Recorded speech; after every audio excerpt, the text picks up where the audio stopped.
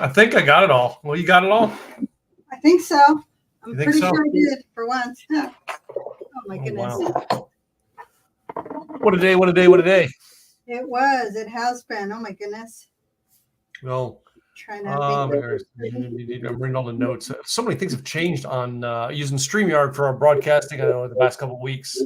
There's been some changes in there, but hey, we're still going strong with StreamYard. We're still broadcasting out to our Facebook groups, our Facebook pages, and stuff like that. On our YouTube channel. Welcome back, ladies and gentlemen, to what's the name of this podcast anyway? Oh, Like the Way You Drink. Yes, because you got to like the way you drink. If you don't like it, don't do it. Yeah. So, I know you said you were going to do some meatloaf today. Was that right? Yeah. So meatloaf.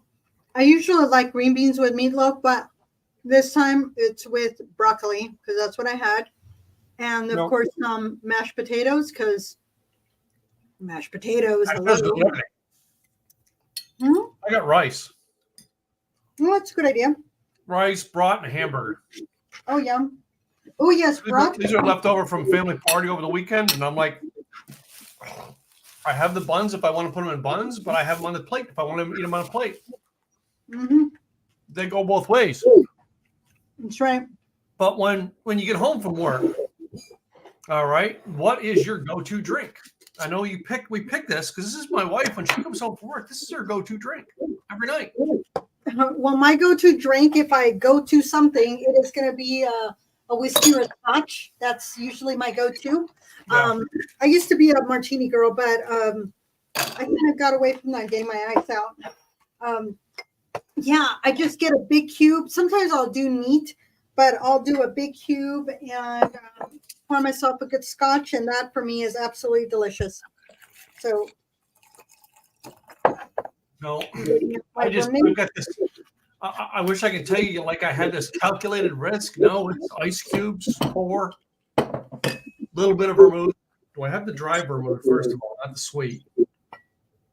Well, I ran out of vermouth completely. I had ran out, and I was like, shoot, I ran out of vermouth. So I had to go get it. And then while I was there, I realized, well, do I get the dry or do I get the sweet? And I was like debating one way or another.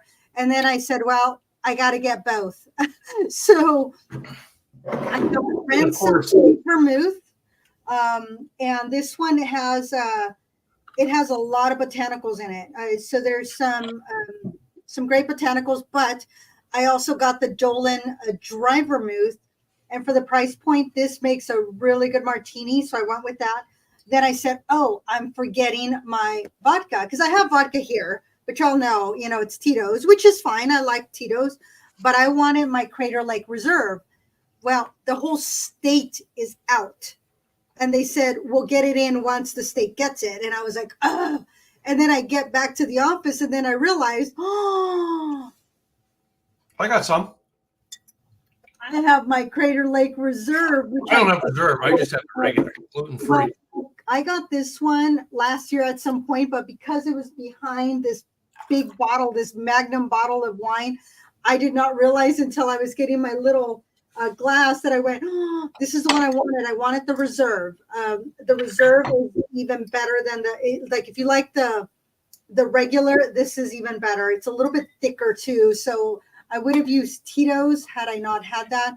So this is what I ended up with today. So I was pretty excited that I had some because I didn't realize that I had not ran out. I just hadn't seen it. But I need to get a picture. There's olive juice all over my desk. But hey. Oh, so you're making a dirty? Of course. It's the only way to have a martini is dirty. I have had other than olive juice. You know what else I've put in a martini before to make it dirty? What's that? I've actually used the peppercini juice. Oh, okay. Interesting. All right. You got to have a taste for that. Yeah. It's a unique taste. So, but of course, when you make a martini, the first thing you got to do is you got to hit the like button and let Gladys talk so you can shake it. Yes, because it's shaken, not stirred. That's right. So there's a lot of variations when it comes to martinis, y'all. There's a lot you can do with martinis, which is kind of the fun part of it. I know we've done martinis before, but I said, you know what? Let me just go back. What's the what do we want to do with the martinis? And it is a classic cocktail. Everybody knows a martini. Anywhere you go, it's always seen. Oh, look at that! Oh, hold on one second. Don't finish pouring. As I pour it, baby. I know. I was looking for. Oh, there's my phone. Oh, that looks gorgeous. I need a picture of that. Jacob, that is beautiful. I love the slow pour to my martini. Yes. I love it when you can almost. You almost have got it so cold that you can almost see ice chunks in there. Yes. So one of the great ways to chill your glass is put ice in it. You don't have to put it in the fridge; just put ice in it, and that will help chill it. Mm-hmm. And just chill and put ice all the way to the top, not just the bottom. I mean, this is to chill your glass. And I think you also have seen me do that before, where I have chilled the glass. I'm putting it all the way, pile it high. So you can't skimp on that. Otherwise, it's going to take forever to chill. But I'm chilling a couple of glasses because I don't know which one I'm going to get because I forgot that. Do I have my martini glass here? No, I think I took my martini glass. Oh, there it is. Found it. I'm such a goof. I found it. It's here. My little llama was in its way, so we're gonna move the llama, and we're gonna grab my martini glass, and we're gonna remove the jacket because sometimes I'm wearing that all day long. So, Gladys said she had meatloaf. Basically, meatloaf you had, it was a leftover you had, right? Yeah, that is correct. I had hamburgers left over because we had a party over the weekend. Hamburgers, hot dog. So, yeah, like that. And I just decided to write down beef. Beef and a martini. Uh-huh. So, perfect. That goes very well. And there's so much that you can do with a martini. That's part of the fun of a martini is that Spruce Eats had like 30 different martinis. But it is very popular around the world. So not all drinks are very popular. That is one that is very popular. Now, some of them will change. They'll put whiskey instead of the vodka or gin. Others will put sake and others will put tequila. But it is still essentially a martini. You got your chocolate martinis, your lemon drops. You got your cosmopolitan. So there's a lot of different ones. There was an American journalist, Mencken, who referred to the martini as the only American invention as perfect as a sonnet. Now, it all depends on who you ask, because there are some that say that the martini does have its roots in Europe. That there was a French immigrant that changed his name to Jean-Paul Martini, and it was like one of Italian composers changed the last name.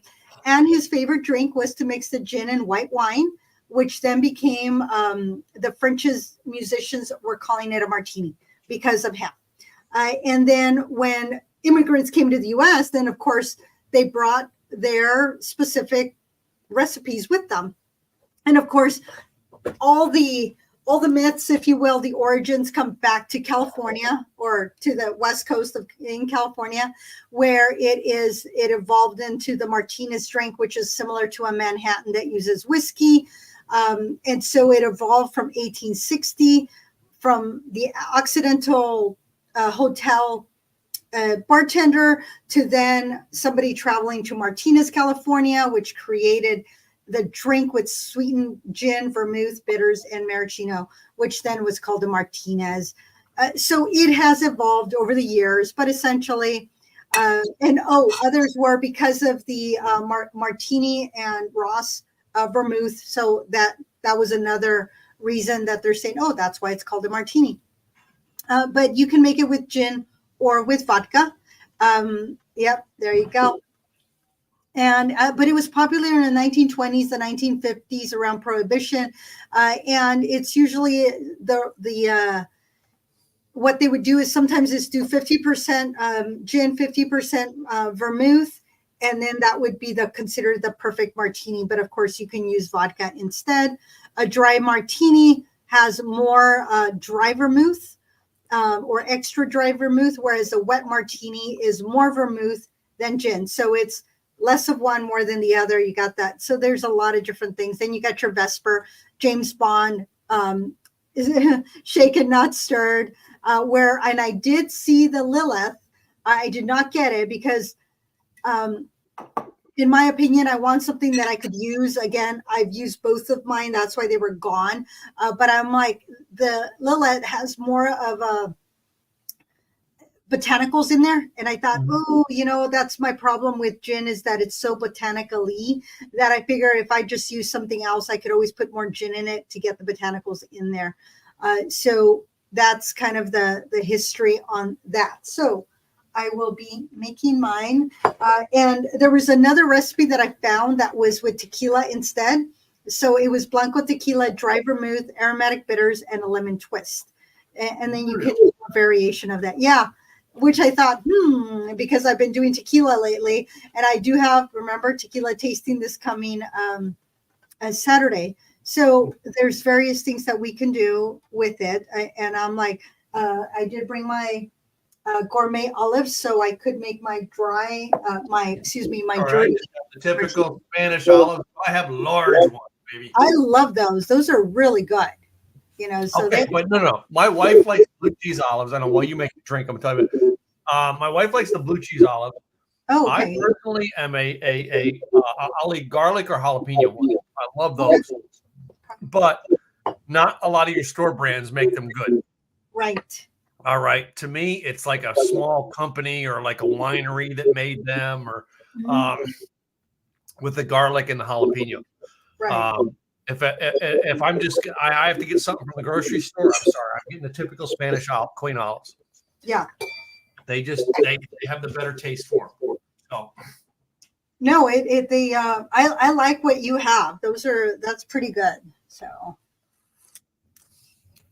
that's my go-to. See, I notice how you're measuring yours out. I never measure my martinis out. Really? Never. Okay. No, I actually pour to what I pour inside what I think is going to be good enough. All right. I very little of vermouth, and then I like them dirty, so I'll sit and add my olive juice to my viewing taste. I look at it and go, yeah, that's about what it's going to look like. Okay. I have never sat and measured a martini ever. Wow. Okay. No. And And sometimes it's a little stronger on the dirt side. Sometimes it's stronger on the vodka side. Yeah, so long as it has the right color. It's always about color. You get the right color, you're good. So I'm gonna mute myself because I'm gonna. While you shake that up. Yeah, but having the right vodka matters. I know she's using Tito's, tonight, as well as the Crater Lake. It's one of the things. I pulled the Crater Lake down, but I did not make it with Crater Lake. I have this much left, and I've got to get Gladys to ship me more because it's not available here in Texas. So I am using our Texas one, which is, we've done this on Taste Test before. Okay. I'm using our Dripping Springs, which is one of our family favorites. All right, it's very, very good organic type vodka here in Texas, from the Hill Country, and we always have some of that on our shelves anyway. So it's one of those vodkas we always have. It's like the main vodka we always have. So anyway, the other thing I did tonight is I had a hamburger with it. It goes very well. Pairs very well. I just had the hamburger, but I didn't put the hamburger in the bun. So just like having a ground steak is what I made it. And, add some ketchup, some mustard, and ate it that way, which I don't know if you've ever done a hamburger that way. That's a pretty neat way to eat a hamburger without a bun. Oh yeah, I've done that. Absolutely. I have absolutely So the next thing I have is I actually have a brat left over. I am going to put the brat on the bun and taste it with it, but I am going to add some mustard ketchup to the brat. I didn't have any relish that I wanted to put onto it. Other things that I've had all kinds of weird things that I brought. Relish, sauerkraut. I didn't have any of that either. So, but anyway, I was trying to be a beef. I was going to bring that last beef hot dog I see in there, but I didn't. Okay. Anyway, but to me, it's the martini. So Gwen will call. That's one thing she likes to make. Uh-huh. Well, we've gone out to a restaurant. Like, okay, what do you want for a drink? And I will tell you, you know me. All right, the martini is usually one drink. I know. What's the other one you think I would order when I go before dinner? You would go with if you're not going with the Dr. Pepper, you're going with a whiskey. Well, usually a mixed drink. What mixed drink would I put the whiskey in? An old fashioned. So those are like my two go-to drinks. If I go out to a bar, okay, what do you want? And I'm not going to sit and make up a drink. I'm either going to say, give me a dirty martini or give me an old fashioned. So and that's what usually decides my dinner as to what I'm going to have. A martini, I can almost have it, and then anything for dinner. If I'm having an old fashioned, it's almost certain I'm getting a steak that night. So, but that's why I said I would try it tonight. I'd hardly ever the martini. If I have the martini, it's not always a shoo-in that I'm having the steak. As a matter of fact, I'll bet you I can count on one hand how many times I've had the steak when I went out on that. Yeah, martini calls more of you could do beef with martini, but I'm thinking fish. I'm thinking pasta. And that's what I think of, just delicate. Now, a gin martini, you need something that will hold up to it. So I would say a pork would go well with that. Mm-hmm. And I guess a steak would go well with it too, but that's what I said. I can't remember how many times I've done it. Almost always, I think I went with a fish or a pasta, maybe a pork roast or something that was on the menu that night, maybe a chicken. But if I get the old fashioned, almost always, that's the night I get. Now I may get a surf and turf and get some sort of seafood with it, but almost always I get the steak. This goes very well, actually. Actually, I'm surprised how well it pairs with a brat. But I think these are pork. I'm not sure these are for beef.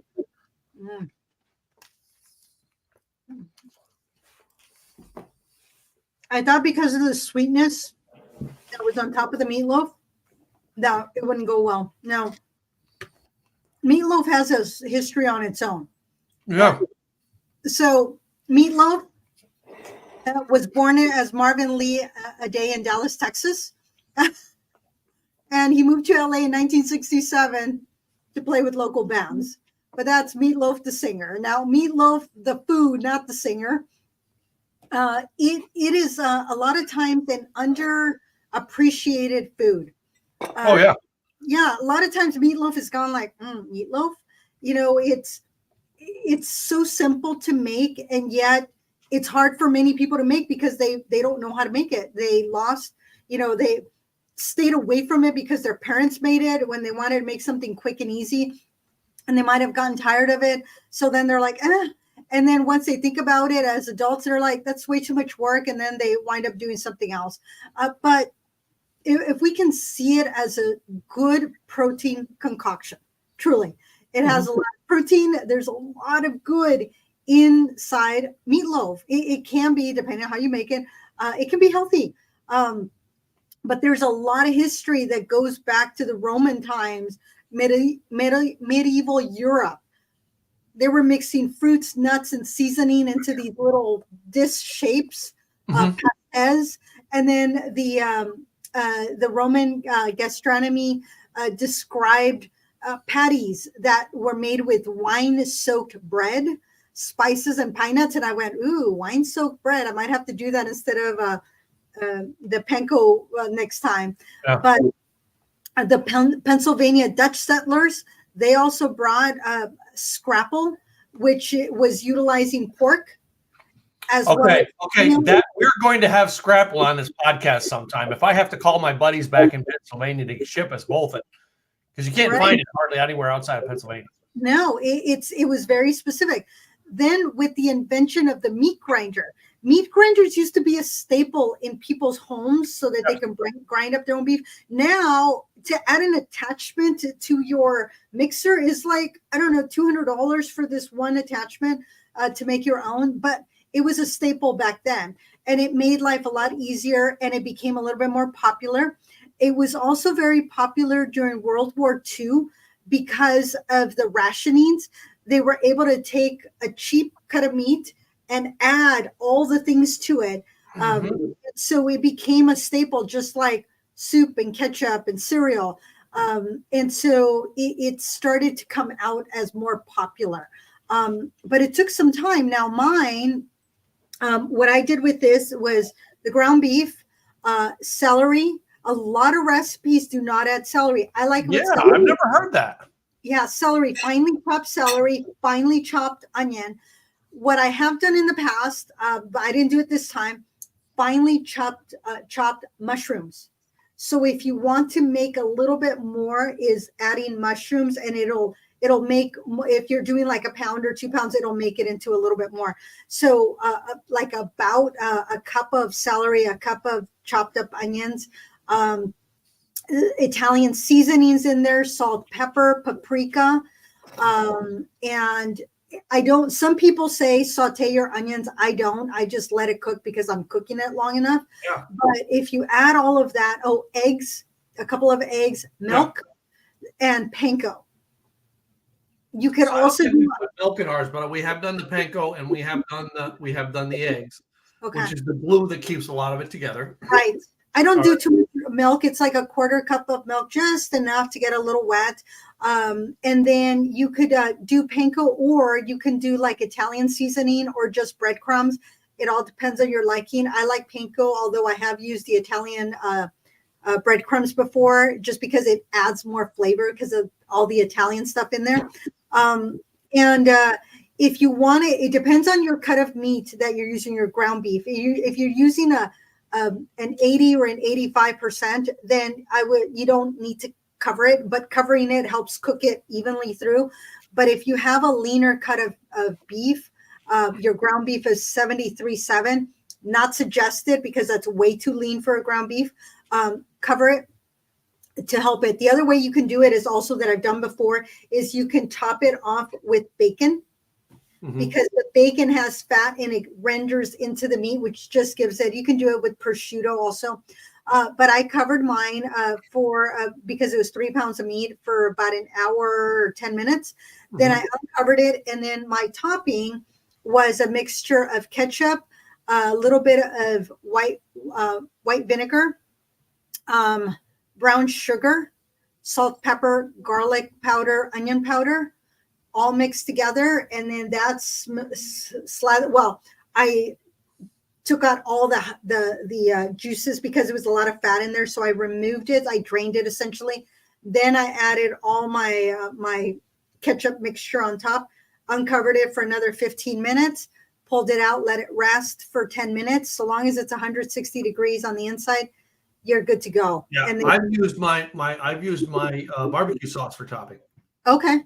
Which I know you've had some of my barbecue sauce. Of course, you got it in the worst case. You had it after a trip. But I want to talk about meatloaf. All right. How many times have you gone out to a restaurant and got meatloaf? I want you to think about that. That's like very rarely do you find meatloaf on a fine restaurant. However, I will tell you one place that made the most killer meatloaf, and I would go and get it all the time, and that was Boston Garden. Our Boston chicken was Boston Market. I think it was changed to some of the best Go in, get it. I mean, meal. I used to get it with the fried apples. Well, Okay. what else did I get? I think I got. I think I got the mashed potatoes too. But no, I think I got the mashed sweet potatoes. So Okay. I would do the mashed sweet potatoes. All right, the apples and the meatloaf from Boston Market. And I remember that was like that was one of those luxury meals when I was homeless and eating the dollar menu at McDonald's. And it was like that was a luxury to go in and get one of those. And I remember the first night I got it, how good I felt the next day. Wow. Meatloaf, a very filling food, right? And it's done right. And then you put the right fruit, all right, the right vegetable with it. It will, all right. You food and drink matches your energy after you drink it, after you eat it. Well, I will tell you. So I was listening to a book. The name is Roar, ROAR. And there was two authors. One of them was the primary one. But she was talking about a lot of these women that are athletes had come to her because they were having issues with their performance. And it was about the food. And it wasn't that they were eating bad food. They were eating good food. They just were not eating enough of it. Yeah. And once they adjusted, and so then there's this metabolic blah, blah, blah that I did the calculation and I'm looking at it and I'm going, now usually when I'm on focus and I'm following what I'm supposed to do, I keep myself at 1,200, maybe 1,500 calories. Okay. I'm supposed to be me. I'm supposed to be at 2,000 actually 2,200 when I'm exercising, 2,000 when I'm not exercising. Still, I'm going 2,000 calories and I'm twitching thinking this is too much. But if I'm doing the right foods, the correct foods for my running, it's actually going to help me. So I'm like, okay, how am I going to do this? Because I don't need to go on any particular diet so long as I'm eating the right things and I'm doing my running and I'm also resting. That is so important, the rest piece of it, to allow my muscles to grow with the protein. So I need my carbs, I need my proteins, and I need my fats. So I'm like, okay, so I have to make some adjustments where I'm eating the right things, but I have to up my calories of those right things. I have to up my vegetables. Yeah. I've already upped my water intake, so I'm getting better at that. I'm still not where I need to be, but you're right. The right nutrition, the right food will make a world of difference on how we feel the next day. Right. Isn't it funny? I'm just going to throw this out there. I'm going to throw somebody under the bus. He'll be mad at us, but he'll forgive us, right? All right. Isn't it funny that you and I are in Craig's mastermind? We're doing a food and drink podcast, and if you look at the two of us, we're about the same height, the same weight, the same size we were when we joined the mastermind. And we look at Craig, and he goes up and down, up and down, up and down, up and down. Right, Craig, you should take lessons from us on how to eat and drink. We love you, Craig. We do.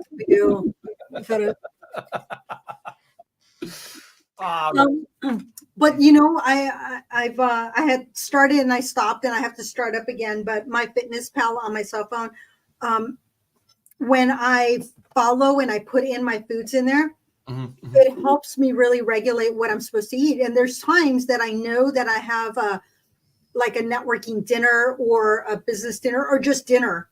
Yeah. And I will plug that in the morning. Morning doesn't matter because my morning is my protein shake, and my coffee. That's my morning 99% of the time. So I plug in my breakfast, which I already know what it is. And then I plug in what I anticipate to eat for dinner. And then that will determine what do I have for lunch? How many calories will I have for lunch? And so I will do that. I don't eat breakfast. Yeah, I cannot not eat breakfast. I wake up starving. And then I get hangry, and you don't want to. Well, no, that's why we usually eat our meal later in the night. So, like, I wake up. I mean, my body's still full from the dinner the night before, but I eat a bigger dinner than anything. and I'll eat minor lunches like networking. So I'm at a lot of networking functions now. Right. I joined Master Networks, and I'm at these lunch. Basically, I get done a meeting and we're at a restaurant, so I go eat lunch. Right. 90% of the time, I eat off the appetizer menu. Okay. All See, right, and it fills me enough to get me with enough energy through the afternoon. Okay. You know, and then in mid-afternoon, like I get a hangry streak about 5:30. All right, 4:30 to 5:30, I get a hangry streak where, all right, if I'm really hungry, man, I will raid the pantry and eat every potato chip and pretzel in sight. But I've learned to try to balance that out and not load up in the morning. Now, there's mornings I wake up and I'm hungry, and I'll get like a breakfast sandwich at McDonald's or a breakfast sandwich at Starbucks. And usually my breakfast, if I do that, is I'll either get the oatmeal. Oh, I love their oatmeal. Yeah. All right. Yeah. Which if they have great oatmeal at Starbucks, right? Or at Starbucks, they have this egg white spinach feta wrap, which is, there's no meat into it. It's an egg white. So it's not all egg. And I don't know, it's not the egg white. It's just the flavors that are into it. It's the combination of flavors I love. Yeah. All right. And I'm not eating it because it's a healthy or a vegan menu. It's something that when I worked for Starbucks, they came out with it, and we had to taste everything, and I fell in love with it. Now, the breakfast at McDonald's, truthfully, the egg McMuffin, or not egg, but the sausage McMuffin, no egg, is my favorite. Sausage, cheese on a toasted English muffin, that's my favorite, right? I'll make that at home, and I love making my own. It's like, and I will add the egg in there. And then the cheddar cheese, and it's like going, oh my goodness, this is like the best, and of course healthier. Usually my breakfast consists of my protein shake. Yeah. But the thing is that I can't eat dinner too late, because when I start, and I noticed that when I was eating dinner at 8, 9, 10 o'clock at night, I was gaining weight around the midsection. Okay, yeah. Well, that all goes to the fact that your habit, how you've trained your body. And even though I was still not going to bed till midnight because I was doing laundry, it's not like I ate and then sat. I was eating and then doing stuff. Yeah, there was times that I would continue working, but for the most part, I was just doing stuff around the house. Wouldn't get to bed till midnight. And in the morning, I may or may not be hungry, just depends. But what I realized with my body, I cannot eat late, but 6 o'clock is ideal time, no later than 7.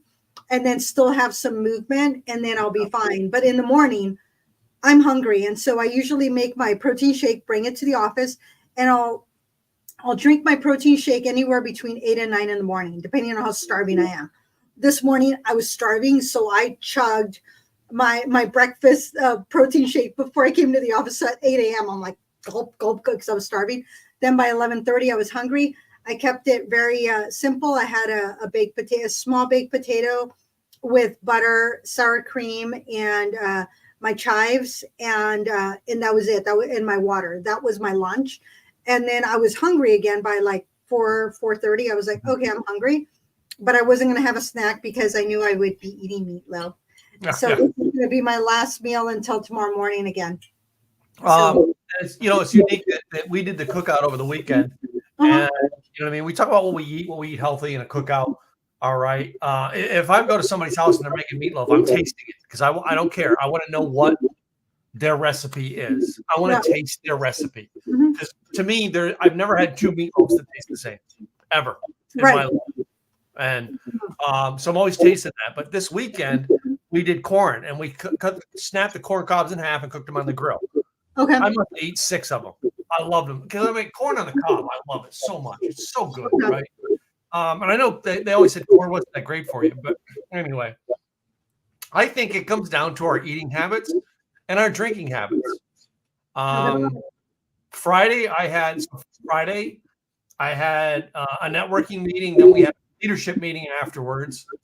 I left the meeting before the leadership meeting, walked up to the bar, and I was like, "Well, I want my Buffalo Trace whiskey." I go in, and then I get boneless wings, and usually I finish the appetizer boneless wings. I finish it all. I left 2 of them in there. I didn't finish it this time. And I had another whiskey before I left. Right. And then I went to meet a new client, new member of my mastermind that you're in as well. Yeah. As and she was just, she was wanting to talk to me. She wanted to get involved with me. She's just struggling with everybody she's worked with. Oh my goodness. We met at a different coffee shop that I've never been to. Okay. And I go in and I'm like, it's afternoon. I don't want another cup of coffee. I was going to buy a bottle of water, but I also cannot go to a meeting in some business and not buy something. Okay. So I said, do you have green tea? She's like, yeah. So I had the iced green tea. I think I took 3 sips of it. Okay. And I couldn't stand it. It's just not great. But I had to buy something because to help host that meeting there. But, right. It's funny that I did that. And usually that was like my hangry period. It was like 4 in the afternoon when we met. Okay. That's usually my hangry period. I didn't buy any other food. I came home, and I don't think we ate dinner till 7:30 then. Maybe 8. Oh, wow. Okay. But it's balancing out. And I think when you change your habits, your eating habits is what changes your life. My eating habits got based on the fact that when I was homeless, I didn't have money for breakfast. Right. So I went through 2.5 years where breakfast was lunch at 11:30, 1 o'clock in that time frame. And that was it. And it was a double cheeseburger from McDonald's and a McChicken sandwich from McDonald's. And it was my budget. So it's what I could afford. Yeah. Now I eat a lot more, but I've learned to balance my life in how I eat or drink. Friday was the first time at a lunch out that I had more than one whiskey while I was out. Oh, wow. I never have more than one. Usually I have one double neat. I had 2 doubles while I was there. All right. But Buffalo Trace, man, you can't go wrong. Exactly. It's like Crater Lake vodka. All right. You got to have it if it's available. Yeah, it's good stuff. You can't say no to it. Say no to it. No. Yeah, when you have good stuff, and it goes down so beautifully and just so easy to drink, you just enjoy it. I'm still enjoying this. I mean, even this. All right, this is the problem. Somebody said to me, "You're still sipping on that whiskey on Friday." Yeah, I don't just. I'm not a shot guy. I'm a sipper guy. Right. We do green tea shots that has some sort of alcohol in them at that bar, but that's the shots that we do. I'll do half, break half. I don't do the whole thing at once. So anyway. Yeah, I'm almost done. I actually had 2 pieces this big of meatloaf. I ate the one half. Now I'm eating the other half. I'm almost done with that. But almost always you have a mashed or baked potatoes with meatloaf. Have you ever tried it with a rice, like a rice pilaf or something like that? No. Wait a minute. Are you into rice? Are you a rice person or you don't do rice at all? I grew up on rice almost every day. No. And then I've had to wean myself off of rice, but I do love rice. Oh my goodness. I'll eat rice almost any way. I love rice. And then I got into the wild rice, and that was fun. Yeah, we have a wild rice that we cook, and I like that a million times better. And then risotto. Oh my goodness, I love risotto. Oh, yeah. Risotto. Oh, that was like the best. So yeah, I absolutely love rice, but I wouldn't pair it with. I mean, I guess I could, but not normally. We did it with salads. We had Caesar salad, the mashed potatoes, and the meatloaf. And there's so much you can do with meatloaf. So the cool thing about meatloaf is that when you're done with it, you can make sandwiches the next day. Mm-hmm. You can throw it in chili. Yeah. I never thought of that. Yeah, chili. You can turn it into like a burger if you want, so that you just make yourself a burger with all the stuff, only instead of a meatloaf sandwich is basically what it is on a burger bun. Yeah. So instead of a sandwich, it's a burger. So it depends on what your bread is. I know, semantics. But wait a minute, meatloaf doesn't have to be made with beef. Correct. You can make a great ground turkey meatloaf. Yeah. All right. A great ground pork sausage meatloaf. Yeah. All right.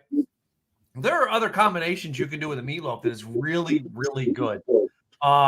Just like the martini, it is very flexible. Mm-hmm. It's a good martini. Just make sure that you cook it to 160, let it rest. Make sure there's enough fat in there to keep it moist. Cover it.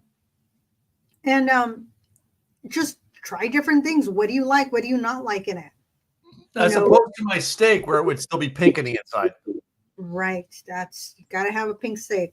Yeah, you don't want this to be pink. Yeah, and isn't it funny that it's the same meat, but it's cooked differently, right?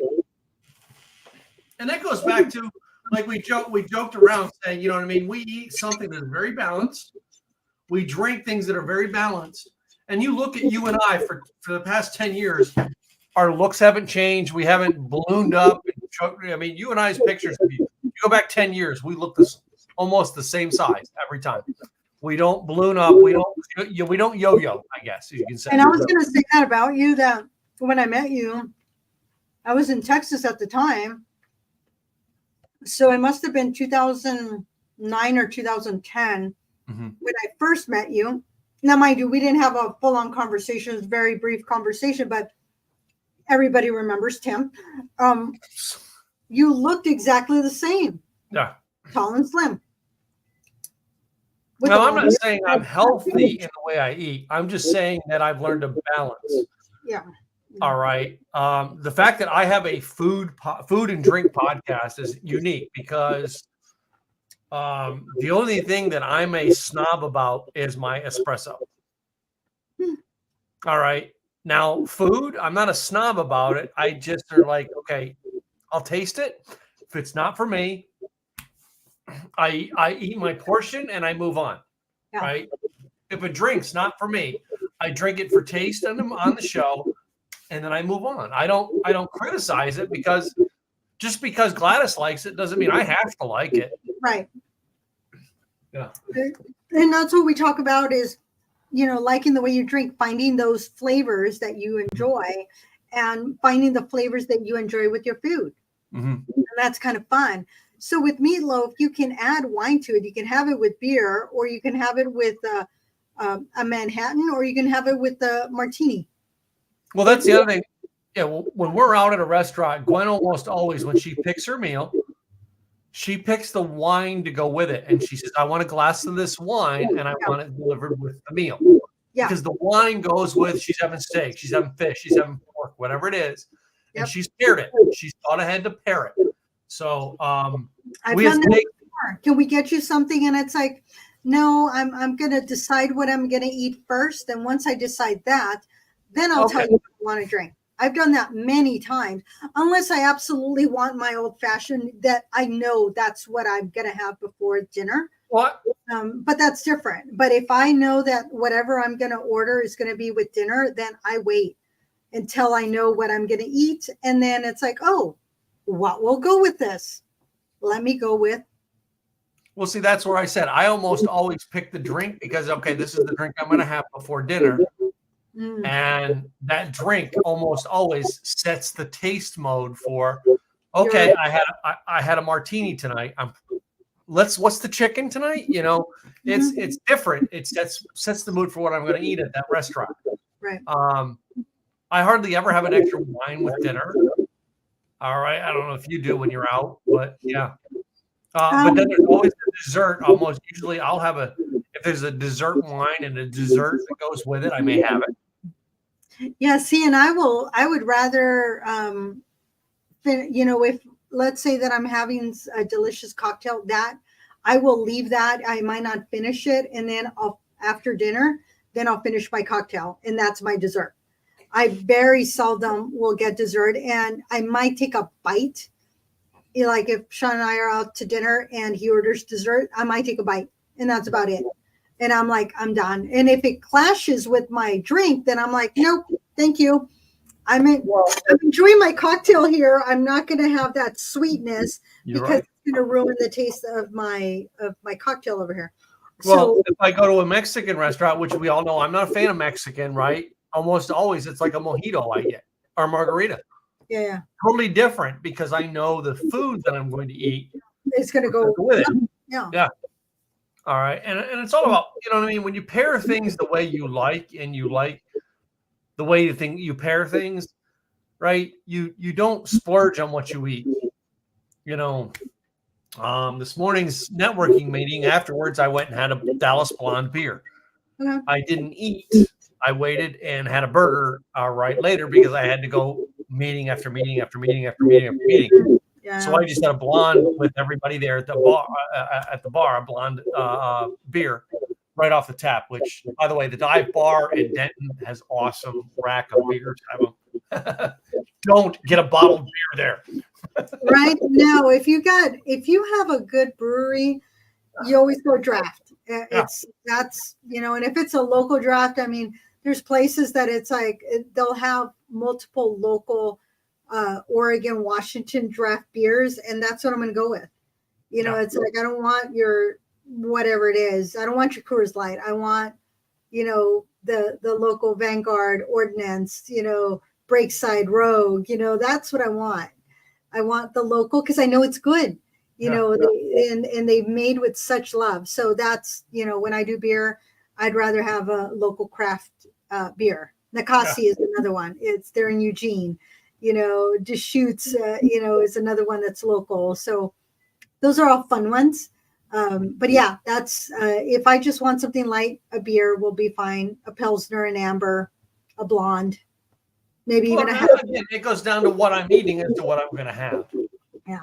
It's one networking group. I always have whiskey. I've had a Bloody Mary there before, but it's almost always whiskey. Their Bloody Mary, while it is good, it is not the Bloody Mary that I like. It is a good Bloody Mary. It's just not the one we would do. The one you and Gladys and I would do on the show. So yeah, what would you like to make it better? They have a Bloody Mary that is based off of almost like a southern, because they're based off like a New Orleans based company. Okay, so it's that Cajun type stuff. Whereas if you took that Cajun thing and threw in a shrimp, all right, threw in some bacon slabs, some celery. They don't have the celery and stuff like that. They have a pickle. They don't even have a pickle. It's a certain pepper. Oh, okay. All right, a tomato pepper as well, and it's just. I'm not saying it's bad. It's really good. It's just not. It's different than the recipe I go for in Bloody Mary. Yeah. My Bloody Mary are more of what you would get in Wisconsin, San Francisco, Oregon. All right, not what you would get in New Orleans. Okay, that makes sense. Yeah. So you got to just adjust to what works, with what you're eating and where you're at in your, your event that is going on at the time. So that makes a difference. Yeah.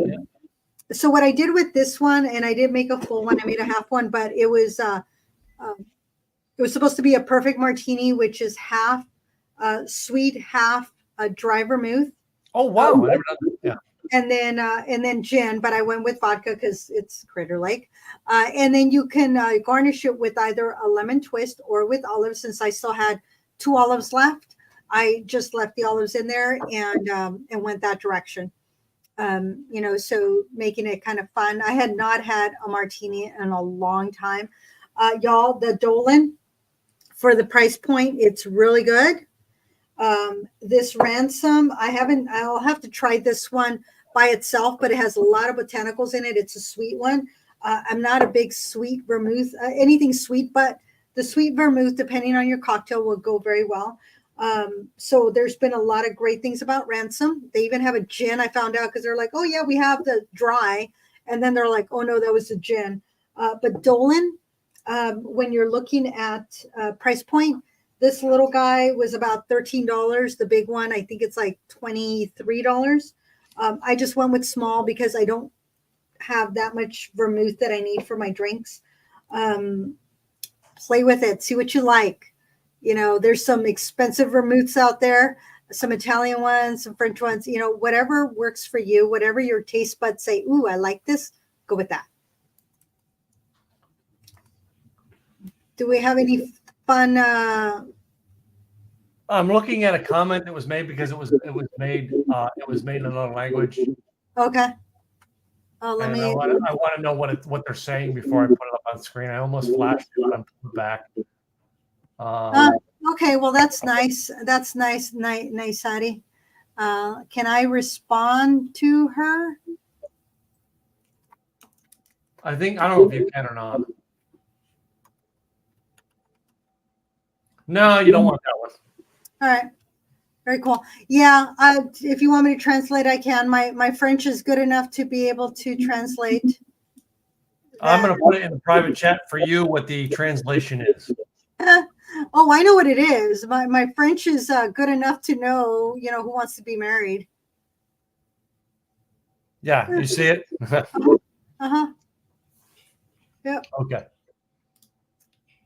So basically, we're going to delete that. We're going to delete that comment, remove that user, and we're not here to hook you up, ladies and gentlemen. All right. This is not one of those shows. Yes. I was going, ooh, my French is good enough that I know what that means, and let me see what I could, if it's good enough to respond back. Yeah, I was speaking with somebody from Quebec, and he says, oh, he goes, I'm trying to translate it from French. I said, say it in French. I said, I know enough where I could probably translate it. It's okay. I haven't used my French in a long time. I got jobs because I spoke French, but not using it. Unlike my Spanish that was ingrained in my brain since I was a kid. The Spanish isn't going away. The French, yeah, not my best, but here we are. Yeah, I know. The only thing I know about French is kiss. As opposed to an Australian kiss, and we won't go there. The other direction? No. I will tell you in private, I am not saying that on the air. Okay. All right. Sounds good. I think this was good. This is good. This is a good show. All right. We had some great conversations both about health, food, combinations of all right, as well as drinks that we make. Yes. A little bit of history on meatloaf. Where else are you going to get the history of meatloaf? Not only I didn't go into a whole lot of history on Meatloaf the singer, but Meatloaf the food. Love your meatloaf. What you can do with it, it goes a long way, especially if ground beef is on sale. And yes, you can freeze meatloaf before you cook it. So make it, freeze it, and just shape Pull it out it. and cook it when you need it. Yep. Okay, I will say this about Meatloaf the singer. I remember in the 1970s, all right, my friend Dookie, who has passed away, all right, Duke, God rest his soul, all right, his dad was my dad's best friend, all right, and we had to run to the store for something, and we went in his sister's car, and we're talking the 1970s in Pennsylvania, where you leave in the middle of January, you go out and fire up the car, and you wait 30 seconds before you put it in drive, so the car has some idea of warming up, because It is like 12 degrees outside. Yeah. And we're sitting there, and his sister was cool. Him and I were like, dealing with the Christian mom and dad. But his sister was cool because she was, I think, in her 20s, and she had an 8-track player. And she's like, okay, you guys pick the music. And we went through her 8-track tapes, and Dookie picked up the Meatloaf one. He said, let's play Meatloaf. It sounds warmer. Oh, my goodness. Seriously? To me, that is one thing I remember about Duke. And God rest his soul, he passed away probably about 18 years ago. All right. He was my age. All right. At such a young age. It is so sad to see that he passed away at such a young age. He was a great kid. All right. I knew him as a kid. When we got into adult years, we kind of lost our way. He was a great hairdresser in the Stroudsburg or in the Mount Pocono, Scranton area. All right. And God rest his soul. All right. Great gentleman. I'm sorry we lost him. Mm-hmm. So, yeah. But yeah, meatloaf is warm. Meatloaf is a warm food, ladies and gentlemen. I have never eaten meatloaf. Yeah, it's a comfort food. Comfort food. Thank you all for being here with us today. And hopefully you learned a little something new and you'll go out and try new martini recipes. Yes. So.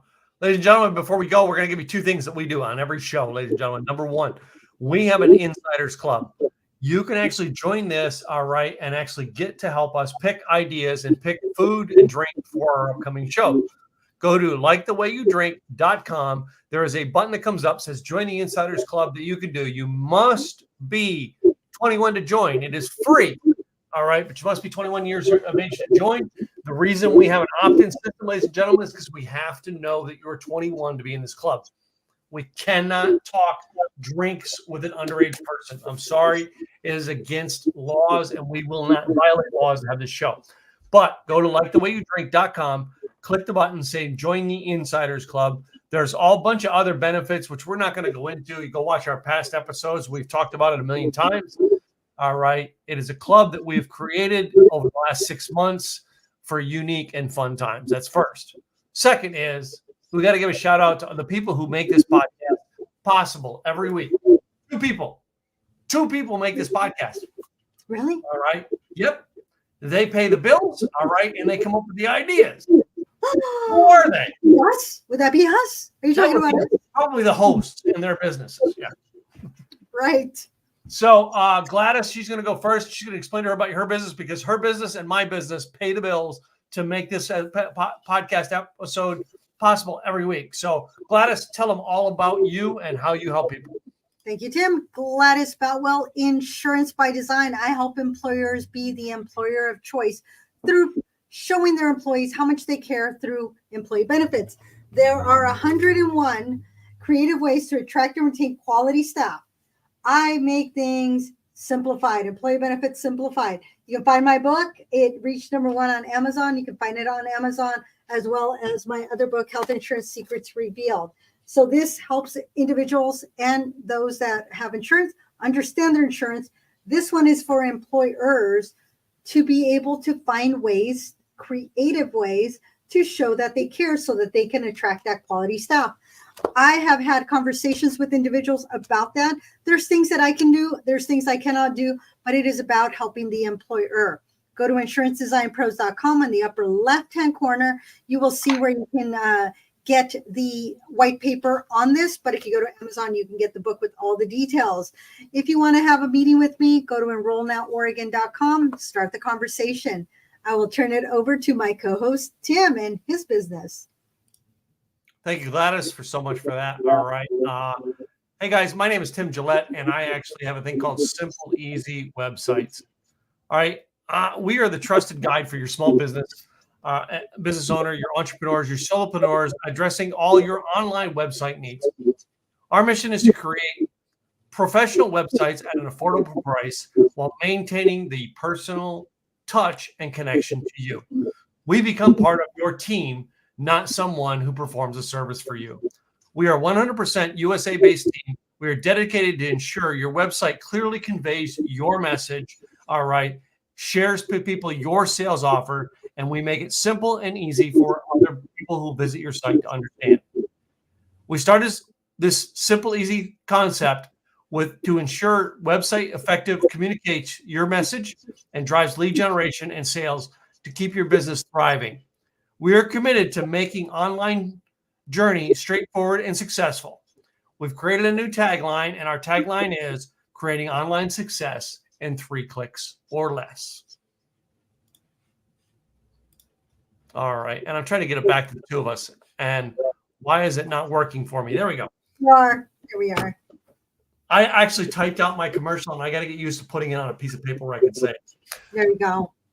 Yeah. So follow us, y'all. You know, we're here to help. If you know somebody that we can help, share. That's what we're here for.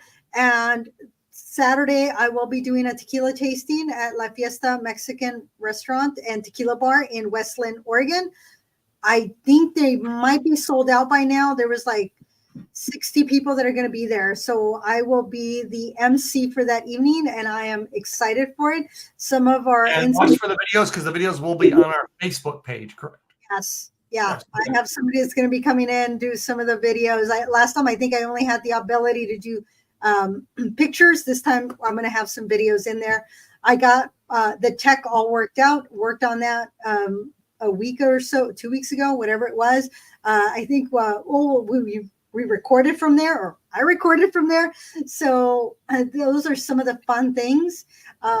Whiskey's coming out, so there's that. I need to get it bottled. I haven't done that yet. So just fun stuff. Y'all get to have fun with things of that nature. Naming our next whiskey. Coming soon.